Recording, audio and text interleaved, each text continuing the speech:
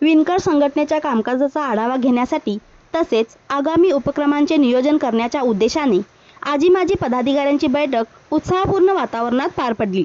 संघटनेच्या बळकटीसाठी आणि विणकर समाजाच्या विविध प्रश्नांवर प्रभावीपणे काम करण्याचा निर्धार यावेळी व्यक्त करण्यात आला। बैठकीत अनेक महत्त्वपूर्ण ठराव सर्वानुमते मंजूर करण्यात आले।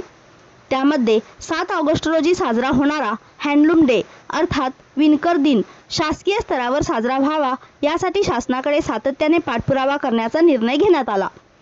याशिवाय घरकुल योजनेचा लाभ अधिकाधिक विणकर कुटुंबांना मिळावा यासाठी सर्व पदाधिकाऱ्यांनी सक्रिय सहभाग घेण्याचे ठरविण्यात आले।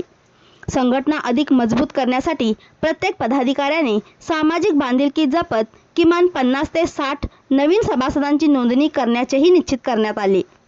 बैठकीत संघटनात्मक विस्ताराच्या दृष्टीने नवीन नियुक्त्यांनाही मंजुरी देण्यात आली। माननीय निलेश मुसळे यांची जिल्हाध्यक्षपदी तर कुमारी प्रियंका ढवळे यांची युवती शहर अध्यक्षा म्हणून निवड करण्यात आली। उपस्थितांनी दोघांचे अभिनंदन करून त्यांच्या आगामी कार्यकाळासाठी शुभेच्छा दिल्या।